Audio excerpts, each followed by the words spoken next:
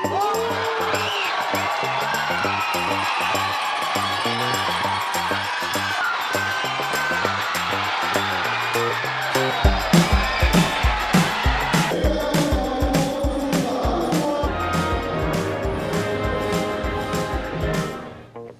Sobat Antara, selamat datang di Redaksi Olahraga.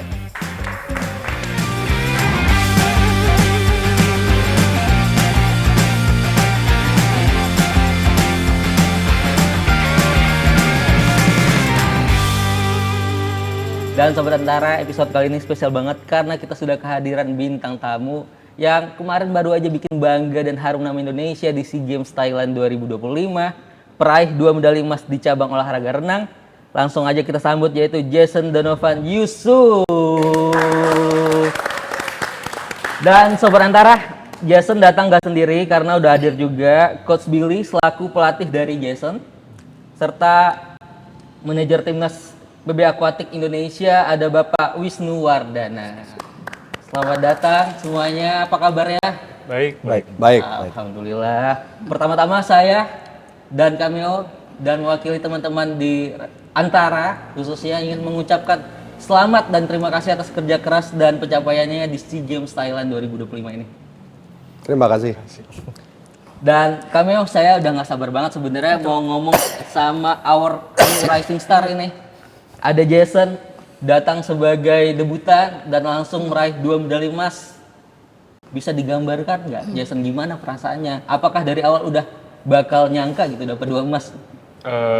Perasaannya, awalnya sih ya datang ke SEA Games kan pertama juga nggak berharap yang wah banget gimana, apalagi berharap emas, cuma ya di dalam benak sendiri pasti ada ya harapan sedikit buat mungkin bisa membuat kejutan, dan senang banget ternyata harapan itu bisa terwujud di hari pertama sama hari kedua.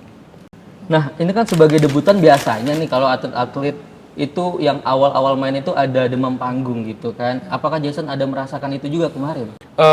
Mungkin enggak sih, enggak terlalu, soalnya kan dari sebelum-sebelumnya juga sering mengikuti lomba antar Asia Tenggara sama antar negara lain juga sering, jadi mungkin enggak terlalu kaget dengan atmosfer yang ada di SEA Games ini.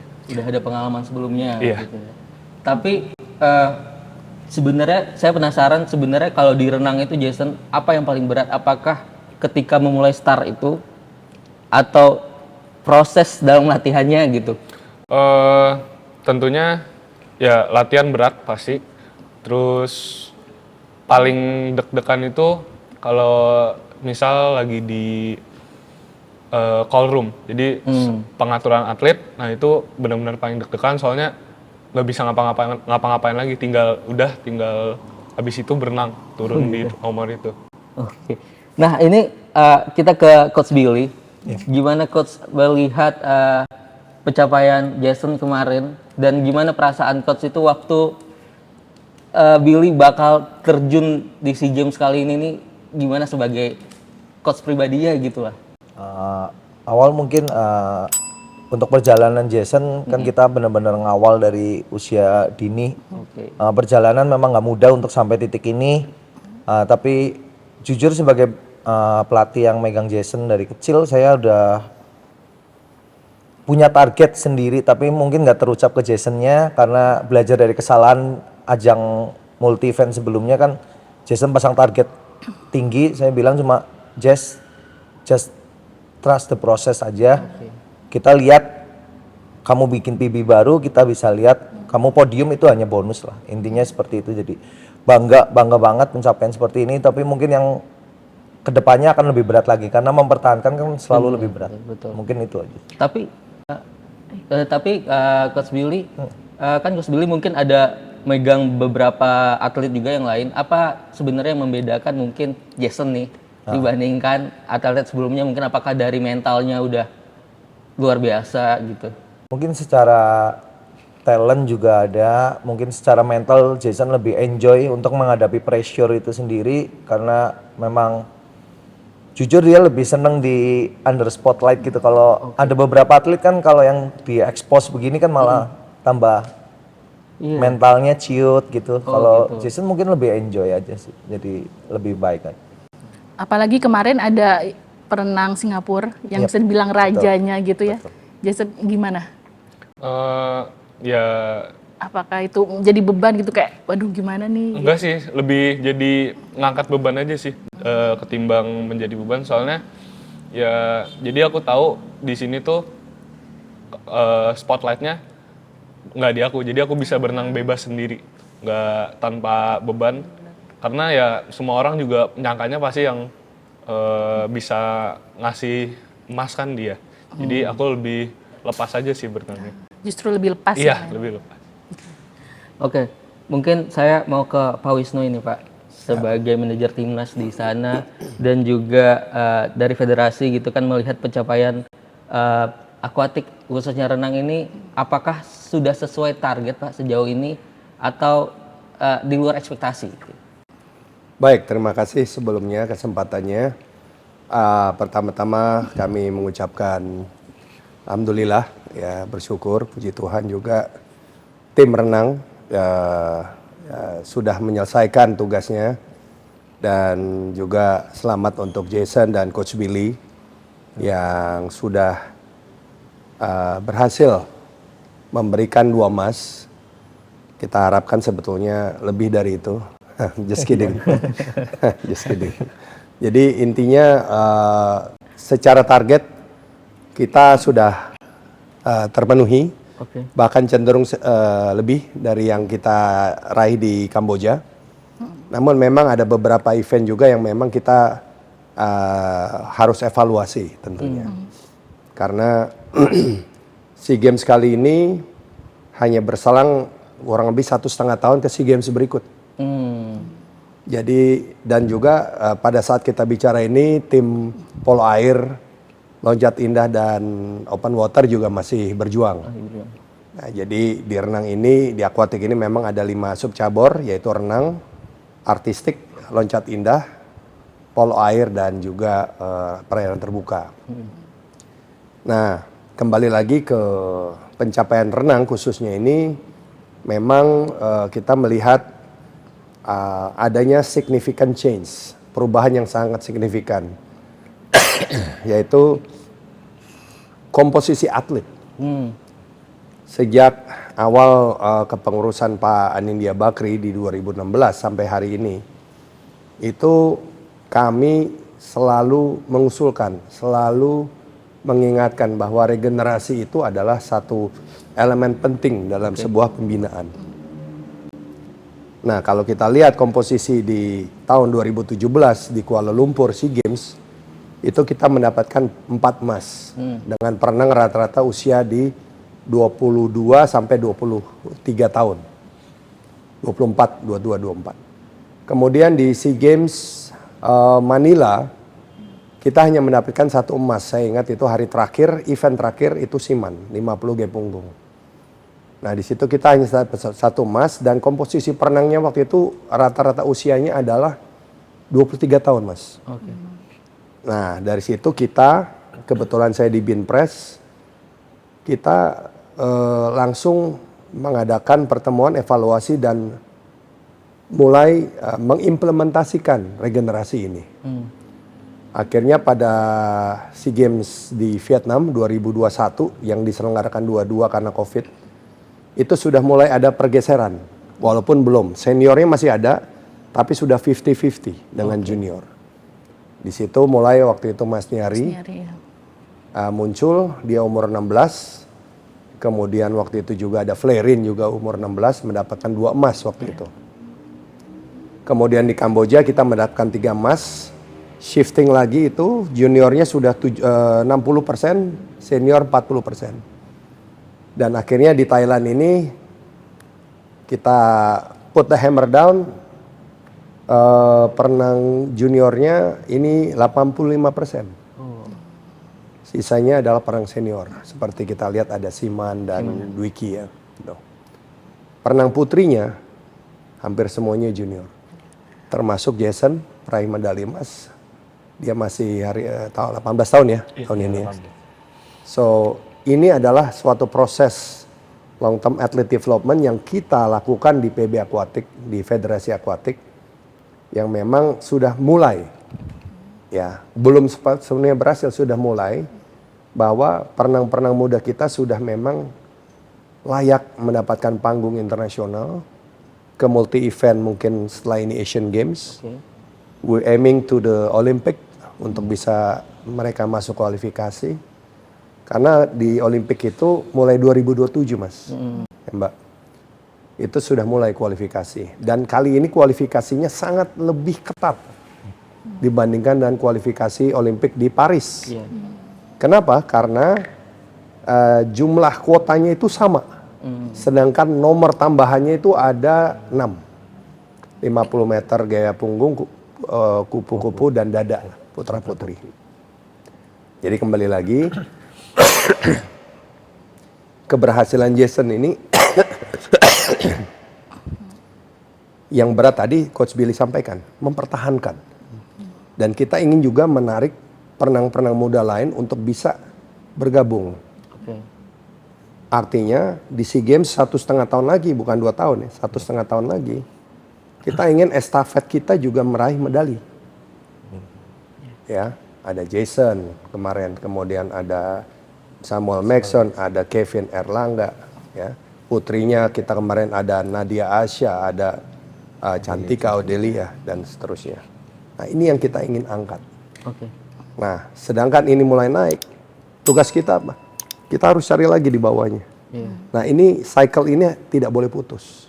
Gitu. Jadi tadi sampaikan Federasi Akuatik Indonesia ini sedang melakukan proses regenerasi yang memang secara signifikan sudah mulai memperlihatkan hasilnya. Gitu.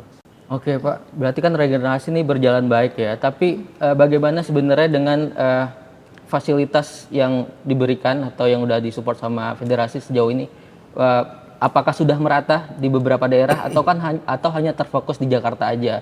Apalagi kan mungkin dengan ditambahnya medali emas ini atau prestasi-prestasi renang kali ini bakal ngebuat masyarakat itu antusias ke olahraga ini. Ya. Maksud gitu. Sementara ini kalau infrastruktur dan fasilitas memang kita masih bergantung dengan fasilitas dari pemerintah daerah. Itu masing-masing provinsi tentunya. Dengan gor-gor.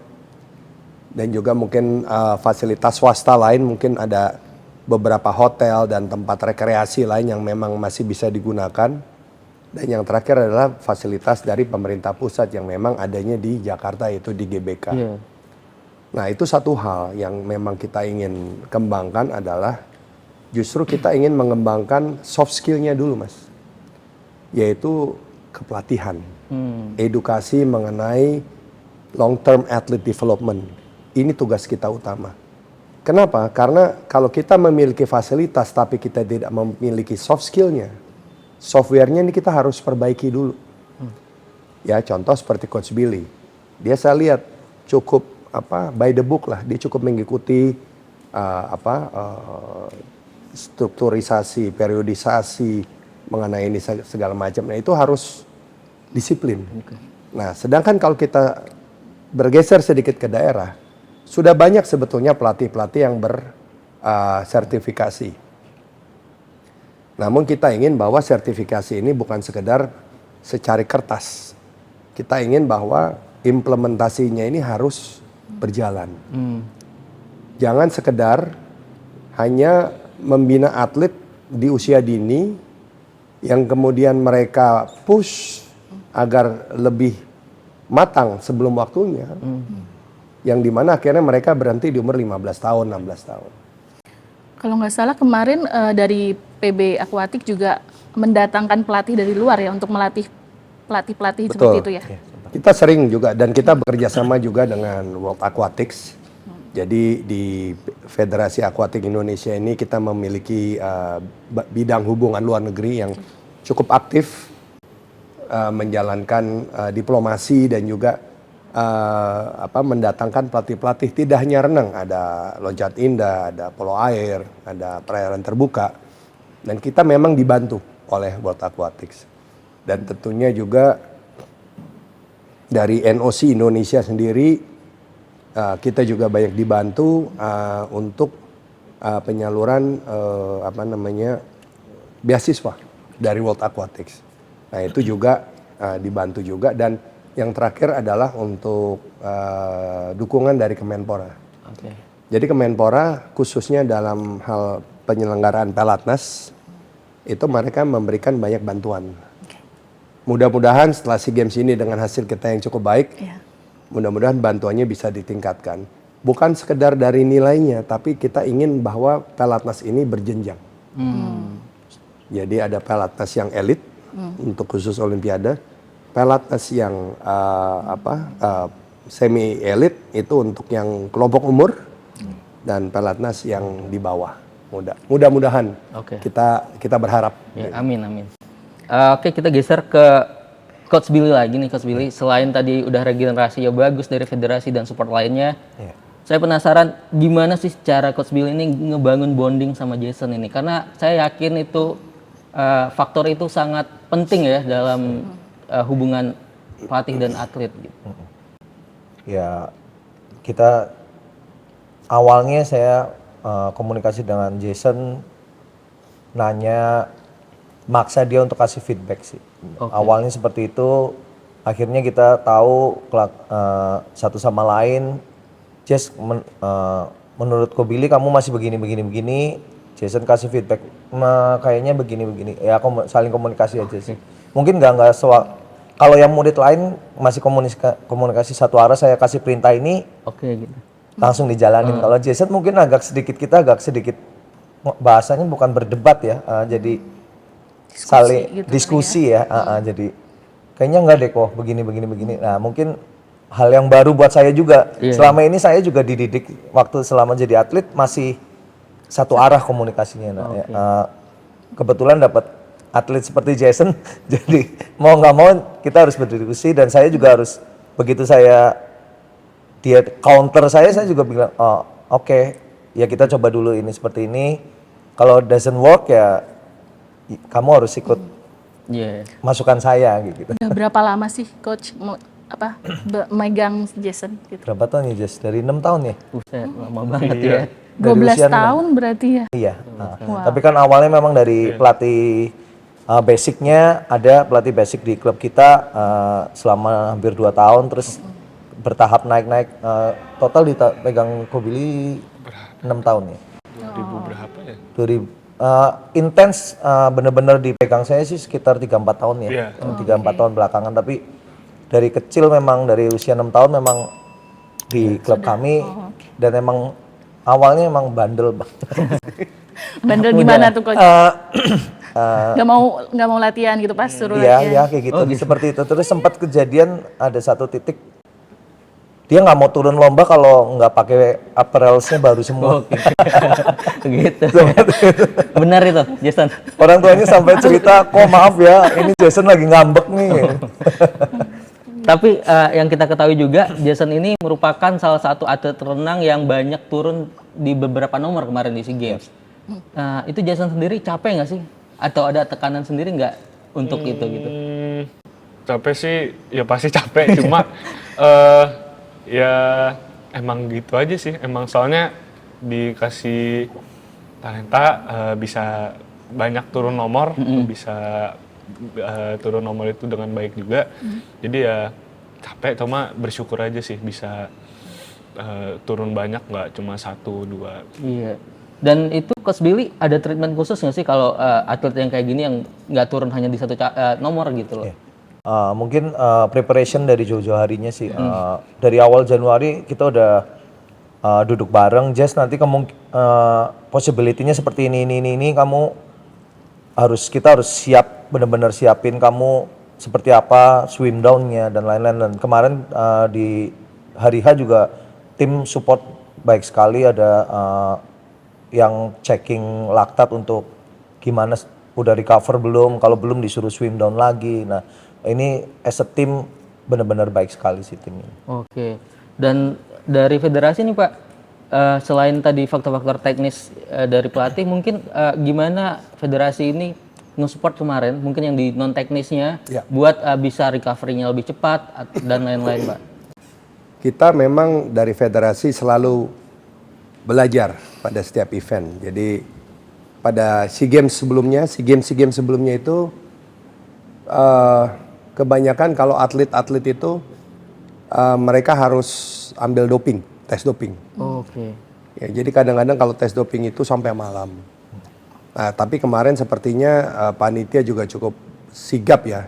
Saya lihat begitu selesai mereka langsung dites. Jadi biasanya kita juga kemarin kita siapkan juga kendaraan untuk mereka just in case mereka pulang malam larut karena tim juga harus kembali ke hotel. Kemudian juga extra fooding juga kita supply buah dan sebagainya. Kemudian juga tadi sampaikan tim pendukungnya ada masur juga, ada biomekanik, ada data analis dan semuanya. Jadi kita mencoba lebih terstruktur. Oke. Sport science juga kita sudah mulai tingkatkan, walaupun belum maksimal, tapi kita sudah memiliki data-data di mana itu akan memudahkan tim pelatih nantinya untuk memutuskan event-eventnya seperti apa, strateginya seperti apa, kemudian bagaimana waktu istirahat dan seterusnya. Begitu. Ya. Tapi aku penasaran nih sama Jason, persiapannya seperti apa? Apalagi kamu kan 18 tahun, jadi waktunya untuk masuk kuliah, kan persiapan dari bulan Januari itu kan masih kelas 3 SMA gitu ya. Itu gimana? Membagi waktunya gitu? Membagi waktu mungkin pas sekolah tuh nggak terlalu bentrok ya. Untungnya sesi latihan sama sesi sekolah bisa masuk berbarengan, sama mungkin pas kuliah sih agak berat, cuma untungnya juga ya sama kayak sekolah, nggak terlalu bentrok, nggak bentrok sih sebenarnya. Jadi tetap bisa latihan, tetap bisa kuliah, ada waktu untuk belajar juga masih ada, ngerjain tugas-tugas masih ada. Dapat dispensasi juga dari Iya, sekolah, universitas Ada juga. dispensasi. dari universitas Iya. juga. Oke. Tapi Jason, kalau kita tarik ke belakang nih, apakah sebenarnya Jason ini emang bercita-cita dari kecil itu jadi perenang gitu kan? Karena kalau dengar namanya nih, Jason Donavon, itu kalau kita tahu itu musisi dari Australia gitu kan? Mungkin orang tuanya sebenarnya pengen anaknya jadi musisi, jadi renang. Gimana nih Jason? Pas kecil sih nggak ada ya pikiran mau jadi perenang, soalnya kan belum mulai juga. Terus dari 12 tahun, 13 tahun mulai berenang juga nggak kepikiran bisa sampai di titik ini sih. Dan pas baru mulai serius di renang tuh 3-4 tahun lalu baru benar-benar serius, sudah bisa ngasilin hasil yang lumayan, dan ya baru-baru itu aja sih muncul cita-cita jadi atlet renang ini. Kira-kira titik apa tuh yang buat kamu, oke, saya mau jadi profesional atlet gitu? Titik pas saya 2023. 2022 awal-awal benar-benar perform, dapat spotlight, dan Itu di ajang apa gitu? itu awalnya tuh di kejuaraan provinsi, Kejurprov. oke. Itu bisa masuk ke tim, pertama kali masuk ke tim kejuaraan nasional, dan ternyata seru juga. Ketemu orang-orang baru. Hadiahnya seru. Belum seru, Iya. belum. Nanti, Habis ini. Nanti. Ya dari itu sih, ketemu orang-orang baru, bisa bersosialisasi. Dari situ ya kayaknya lanjutin di renang bisa. Coach Billy, sebenarnya sebagai pelatih itu sebenarnya lebih sulit mana sih Coach Billy? Menyiapkan atlet ini menjadi pemenang atau menyiapkan dia siap untuk kalah gitu dalam sebuah pertandingan gitu? Mungkin dua-duanya cukup sulit ya. Iya. Jadi kita kalau saya selalu saya berpatokan tidak pada hasil akhir sih. Lebih gimana kamu proses mempersiapkan ke hari H itu aja sih. Jadi apapun hasilnya, saya selalu bilang ke Jason, ya I'm so proud of you. Maksudnya dalam artian benar-benar bangga. Asal as long kamu nggak failed untuk preparationnya ya. Jadi mungkin ada selalu yang saya tekankan itu sih. Jadi kemarin ya yang Islamic memang agak miss di situ aja sih. Jadi memang jadi fokus ke prosesnya bukan ke hasil akhirnya sih. Saya selalu tekankan itu aja. Tapi coach gimana sebenarnya menjaga atlet-atlet muda ini biar sebenarnya prestasinya bisa jangka panjang gitu kan? Karena kalau di cabang olahraga lain biasanya kalau tadi matang sebelum usianya biasanya ada star syndrome gitu kan? Yap. Ini gimana dari pelatih itu melihat ini gitu coach? Biar misalnya Jason nih contohnya, biar nggak terlalu star syndrome mungkin gitu dan menjaga biar jangka panjang gitu, stabil. Ya mungkin ini tantangan saya juga udah bilang ke orang tua Jason juga bilang tolong dibantu untuk membina attitude-nya sih terutama karena ini ujian sebetulnya di sini. Dari nobody bener-bener to somebody yang bener-bener ya wah tersorot semua. Saya udah bilang ke orang tuanya tolong dijaga attitude-nya. Saya juga udah bilang ke Jason begitu selesai kemarin saya telepon juga congrats bla bla bla. Ingat ya, perjalanan kamu ya mulai sekarang lebih terjal lagi, lebih berat dibandingin kamu dari nol ngerangkak naik. Itu nggak ada apa-apanya. Kamu tahu susah kan? Nah, ini jauh akan lebih susah lagi. Untuk 2-3 tahun ke depan kita akan lebih susah lagi dan lebih struggling lagi.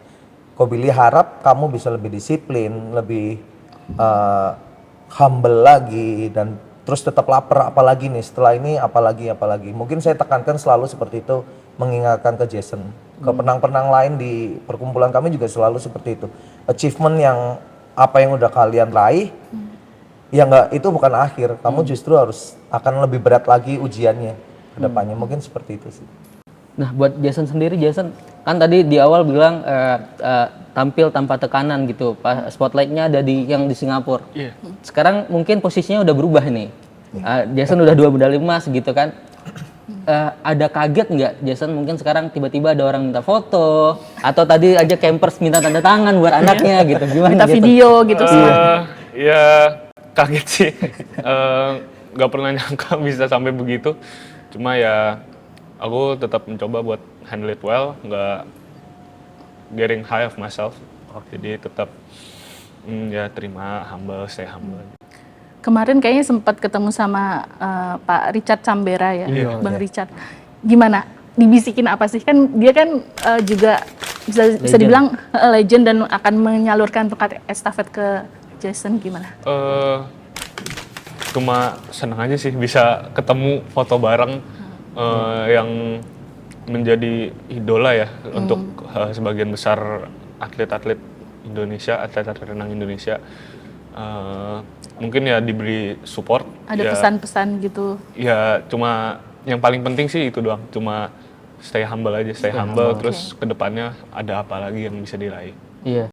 Dan ramai itu di sosial media ada fotonya Jason sama ini Coach Richard ini kan. Iya. Dan banyak yang bilang mirip gitu kan. Ini Jason waktu ketemu ngerasa nggak itu mirip sama Coach Richard? Banyak sih, nggak dari sebelum SEA Games juga banyak banget yang bilang itu. Setiap ketemu mirip. Cuma aku nggak ngerasa sih. Mungkin sekarang ketemunya pas sudah berumur. Waktu muda tuh mirip banget tuh Jason kalau ada fotonya disandingin gitu. Dan kita tahu Coach Richard ini juga legend di SEA Games juga 23 medali emas kalau saya nggak salah ya. Apakah ada motivasi dari Jason sendiri buat bisa menyamakan prestasi tersebut atau ya melewati itulah gitu? Ya tentu adalah untuk bisa melewati prestasi sang Richard Chambera ini. Cuma ya kita lihat ke depannya aja. Iya. Tapi ya yang saya penasaran juga kemarin itu di beberapa nomor ada nggak sih Jason hal unik atau yang baru ditemui gitu di SEA Games Thailand ini selama bertanding sejauh ini gitu? Nggak ada sih, Ya, nggak ada yang terlalu mencolok soalnya ya eventnya udah sering kita jalan juga event-event yang mirip dan alur event renang kan sama aja, jadi nggak terlalu ini mungkin crowdnya beda banget dibanding lomba-lomba lain yang pernah aku ikutin. Dari home crowd Thailand setiap kali disebut namanya atau ada yang turun di final itu berisiknya luar biasa. Cuma ya nggak ada yang terlalu wah gimana sih. Kalau buat beda. Jason buat stay fokus gitu atau mungkin ada ritual sebelum renang gitu? Stay fokus ya aku lebih ngebayangin ntar pas udah turun, udah berenang itu mau strateginya gimana, berapa stroke, berapa kali kick, fokus ke situnya aja sih, sama berdoa. Udah. Dengerin musik gitu nggak sih? Dengerin musik, aku jarang dengerin musik kalau udah di call room udah jarang sih. Tapi sebelum lomba baru nyampe ke kolam warm up dynamic itu pasti dengerin musik. Oke. Coach Billy, kalau di renang ini strateginya sebenarnya seperti apa Coach Billy? Karena kalau kita tahu di sepak bola itu di tengah pertandingan misalnya itu bisa berubah. Coach itu bisa bisikin lah gitu kan. Kalau di renang kan udah nggak bisa tuh. Iya. Gimana bisikinnya di dalam air gitu kan? Mungkin biasa kita lebih lihat dari posisi seeding dulu aja. Mungkin dari susunan acara juga awal kita juga agak sedikit terkejut ya, tuan rumah bikin susunan acaranya di day one tuh 100 bebas 100 punggung dijadiin satu hari, 50 kedua juga sama, 50 punggung 50 bebas. Dan kebetulan itu 4 event itu nomornya Jason semua, makanya aku diskusi dulu dari jauh-jauh hari. Ini kamu mau strateginya seperti apa nih Jess? 100 bebas aku lepas deh kok, aku fokus ke 100 punggung. Oke, kamu berarti harus tanggung jawab ya untuk ini karena kamu lepas 100 bebas.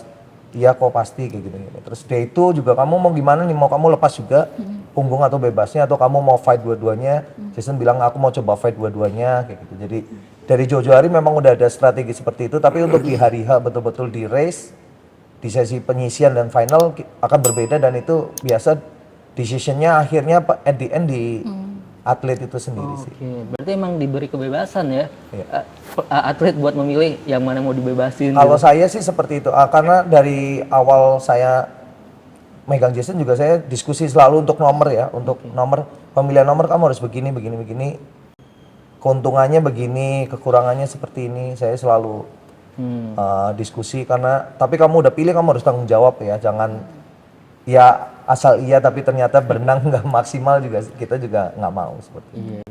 Dan event SEA Games 2025 Thailand ini juga menjadi ajang terakhirnya Blisiman kalau saya nggak salah, dan ada statement bahwa Blisiman memberikan estafetnya buat Jason di gaya punggung ini. Gimana Jason, apakah itu jadi beban lagi gitu karena langsung diberikan nama legend ini gitu? Jadi beban sih enggak ya, cuma ya aku cuma ngerasa bangga aja bisa ngelanjutin pride yang dimiliki Kasiman terutama di nomor 50 meter gaya punggung, karena sepanjang aku nonton SEA Games dari kecil tuh pemenangnya cuma 2 kalau 50 punggung tuh, kalau nggak Kasiman sama yang dari Singapura. Nah, dan aku tahu nomor 50 back ini berarti banget buat tim Indonesia karena paling sering ngasih medali lah, dan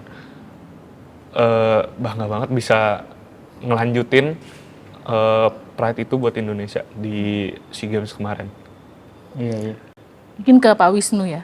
Kan ini Jason udah naik level nih Pak. Tantangan dari federasi untuk menaikkan lagi levelnya Jason gimana? Harus berani keluar dari zona nyaman. Nah ini sekarang dia sudah keluar dari zona nyaman. Yang tadinya dia juara nasional, juara kelompok umur, sekarang dia betul naik kelas ke juara SEA Games. Ya, di SEA Games tidak ada lagi batasan umur. Ya. Kemudian kita proyeksikan dia bisa naik lagi ke Asian Games. Tapi Asian Games, Olimpiade ini kan 4 tahun sekali. SEA Games 2 tahun sekali. Nah, jadi untuk Jason bisa naik ke Asian Games, ya dia betul-betul harus berlatih, berpikir, dan juga mempunyai karakter yang memang harus di atas rata-rata. Artinya apa? Jangan lagi melihat pertandingan-pertandingan kelompok umur atau pertandingan-pertandingan di Indonesia itu menjadi objektif atau tujuan utama. Tujuan utama dia adalah harus berani keluar ke level internasional. Ya, bukan berarti kita sok ya, kita nggak main lagi di Indonesia, bukan. Sama dulu ketika kita juga sudah menjadi juara SEA Games, menuju Olimpiade dan menuju Asian Games, kita ini jangan lagi melihat ke bawah. Kalau kita melihat ke bawah, kita akan selalu merasa kita si juara. Kita ngelihat ke atas, level Asia dulu. Kita ada di mana, level berapa, ranking berapa. Sudah masuk top 3 belum? Sudah masuk top 5 belum? Nah, di situ baru kita bicara Asian Games. Furthermore, lebih jauh lagi adalah Olimpiade. Olimpiade dia harus berenang 53,5. Which is itu 1,5 detik dari sekarang. Is it achievable? It is achievable. Tapi how to get there? Wah, itu faktornya banyak. Ya, faktor lingkungan, competition environment-nya, gizi, istirahat, pelatih, komunikasi banyak. Nah, ini yang kita ingin jaga. Karena jangan kebanyakan kita menang di SEA Games merasa puas, kemudian kita mulai lama-lama tenggelam lagi. Kita hanya puas di SEA Games. Nah, ini juga salah satu inisiatif dari Federasi Akuatik yang kita ingin ciptakan. Gitu. Kalau perlu nanti ya dia bisa kuliah di luar negeri kalau dia sudah siap. Ya. Nah, kenapa kuliah di luar negeri itu bukan sekedar status atau gaya-gayaan? 89% finalis di Olimpiade Paris mereka kuliah di NCAA. Benar. 89%. Artinya, Jason nanti kalau memang dia sudah siap, dia harus berani keluar. Bertanding, ya kan? Bertanding melawan best of the best. Ya, atlet Eropa kebanyakan, Amerika apalagi, Australia. Mereka semua ke Amerika.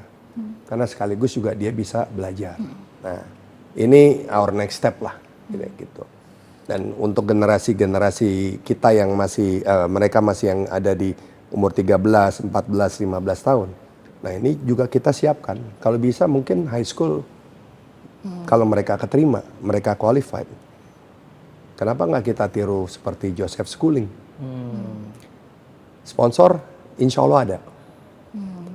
Tapi apakah kita siap? Nah, kita siapkan mereka. Gitu. Karena kalau udah di sana itu mereka sudah melihatnya adalah okay, we gonna prepare you for Olympic 2032 Brisbane. We're not talking about LA anymore untuk yang anak-anak ini. Yang 13-15 tahun Brisbane. Disitulah yang kita harus isi gapnya. Jadi kembali lagi tadi ya Jason dan kita juga ingin rekan-rekannya juga ya untuk bersiap.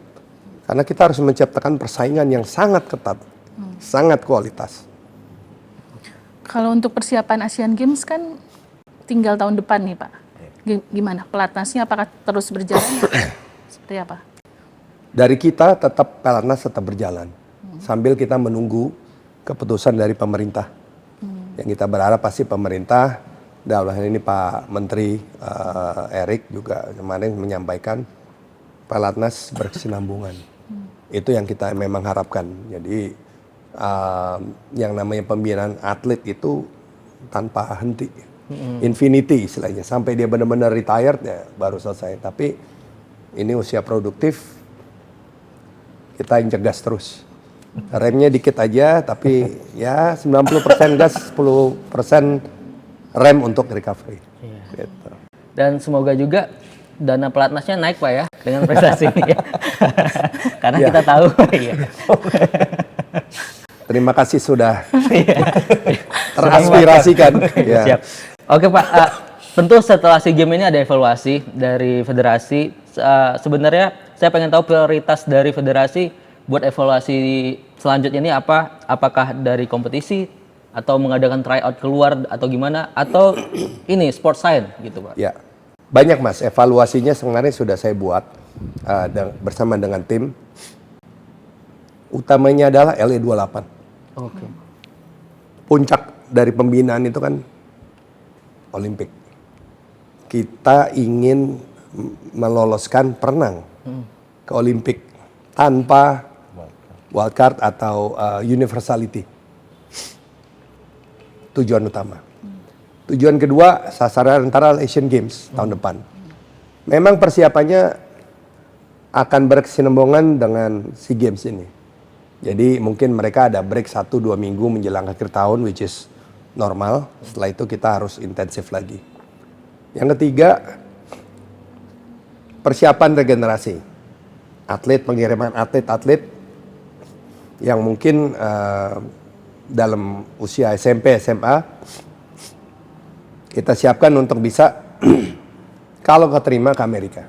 Atau mungkin ke Australia. Atau mungkin loncat indah ke Cina.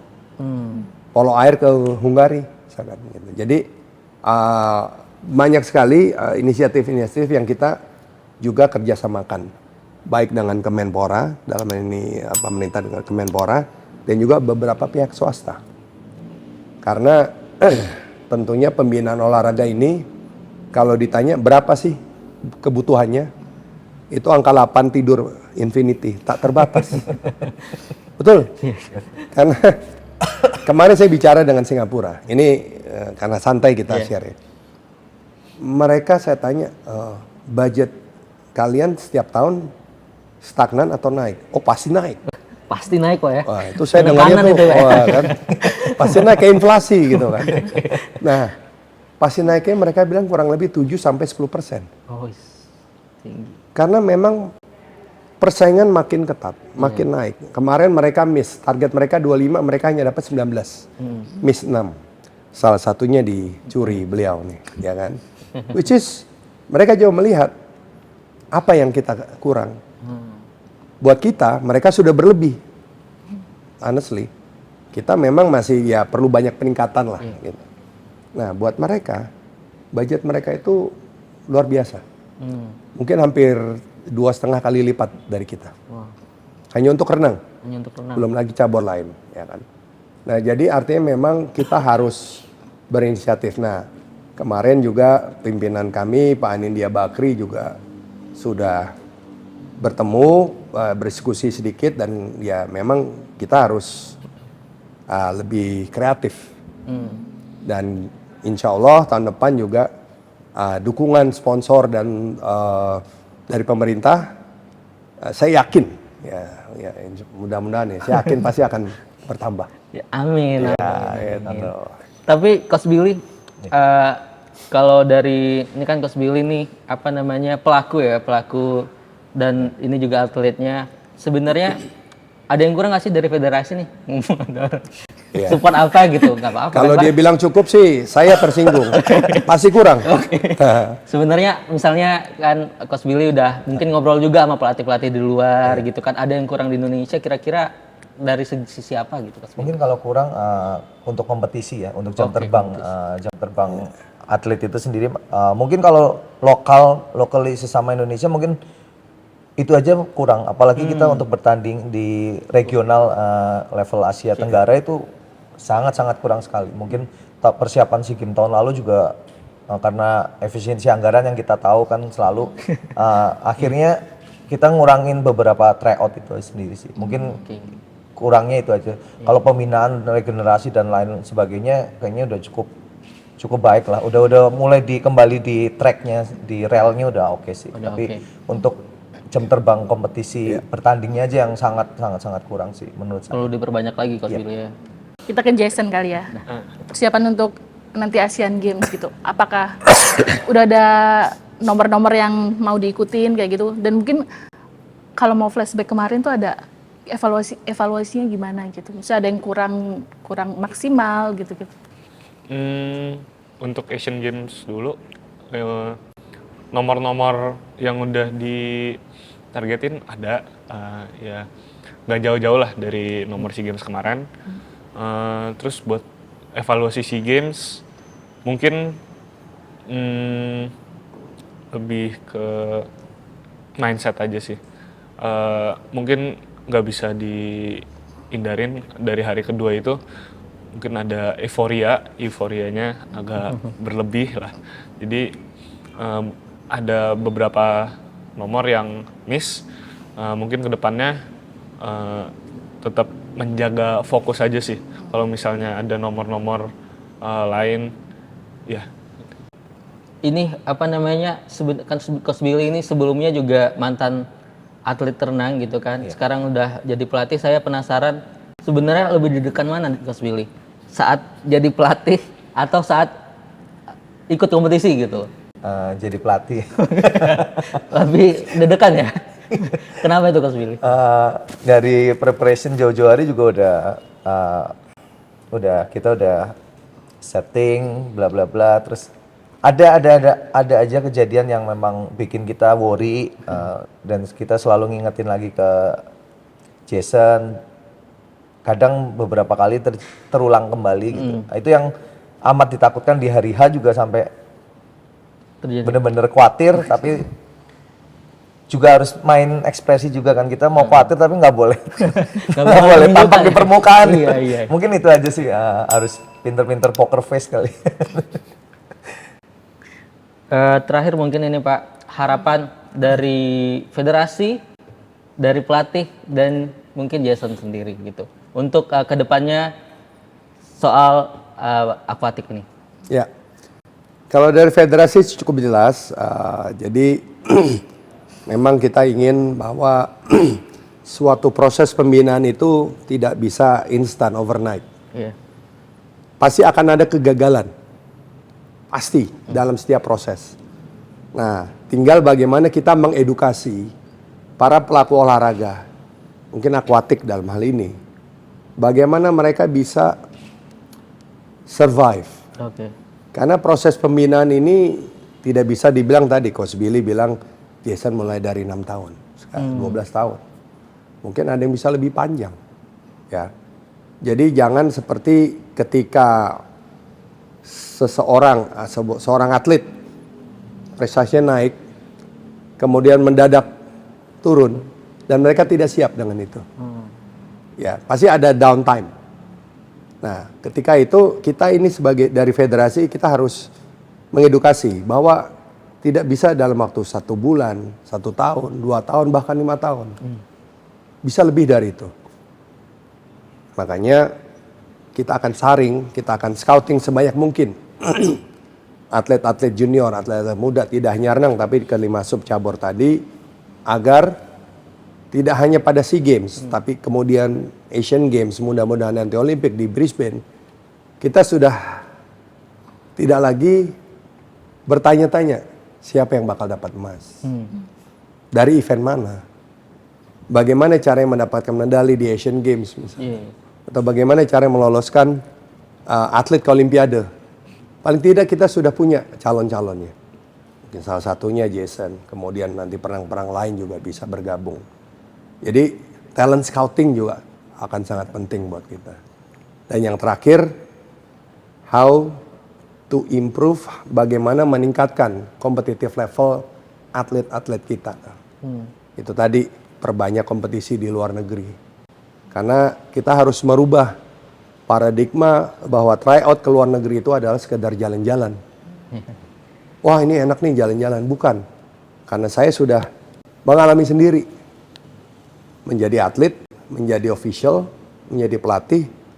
Bahwa kalau kita ke luar negeri itu, betul-betul memang kita ingin uji coba. Strategi baru, stroke baru, kemudian suasana yang baru. Jadi atlet ini siap kapanpun, dimanapun. Dingin, panas, mereka harus siap. Nah, itulah gunanya. Nah, kita harus edukasi juga ini. Dan ya itulah mudah-mudahan harapan kita LA 28, Brisbane 32. Amin. Gimana? Tapi sebelum itu, saya ini seneng gitu dengan pendapat dari Pak Wisnu ini, bahwa kayak gini nih enak kalau orang federasi itu mantan atlet gitu, karena banyak yang orang federasi bukan mantan atlet tapi tahu yang saya tahu ya, Pak Wisnu. Terima kasih. Banyak. Itu aja. Siap. Oke, dari Coach Billy mungkin gimana? Mungkin singkat aja, semua udah tersampaikan oleh Pak Wisnu. Ya harapannya memang jam terbang harus diperbanyak, kompetisi terutama yang kalau memang goal kita ke level Asia, ya berarti kita paling nggak minimal kita harus perbanyak kompetisi di level Asia itu sendiri, atau bahkan lebih ikut World Champ itu mungkin itu yang, karena saya atmosfernya berasa sendiri, karena kalau mau menang untuk juara SEA Games ya kita harus paling nggak lebih sering berkompetisi di level Asia Tenggara itu sendiri. Dan kalau misalnya memang goal kita mau di medalis di Asian Games ya berarti kita minimal kita harus jam terbangnya diperbanyak untuk kompetisi di level Asia itu sendiri. Oke Harapannya. Jason. Harapan Jason. Sama ini mungkin Jason, karena Jason ini mungkin termasuk Gen Z ya. Mungkin sekarang jadi role model, mungkin ada pesan juga buat anak-anak muda yang pengen jadi atlet kayak Jason juga gitu. Pesan untuk semuanya yang masih seumuran, masih di bawah umur aku, ya semangat aja, konsisten dalam berlatih, karena itu menurut aku yang paling penting sih, konsisten datang latihan, konsisten jaga makan, konsisten jaga rest, jaga tidur, terus percaya diri, jangan pernah doubting diri sendiri karena kita nggak tahu nantinya bakal gimana, kita masih belum bisa, kita nggak bakal bisa mendahulukan rencana-rencana Tuhan yang di atas. Jadi tetap believe in yourself. Ya, itu aja sih. Luar biasa, tepuk tangan dulu semuanya. Oke, terima kasih sekali lagi buat Jason, Coach Billy, juga Pak Wisnu atas waktunya. Semoga harapan-harapan baik tadi semuanya berjalan lancar dan tercapai ke depannya. Amin. Oke Sobat Antara, terima kasih sudah menyaksikan episode kali ini. Jangan lupa baca berita olahraga dari sumbernya hanya di portal antaranews.com. Dan episode lainnya redaksi olahraga di YouTube Antara TV Indonesia. Sampai jumpa.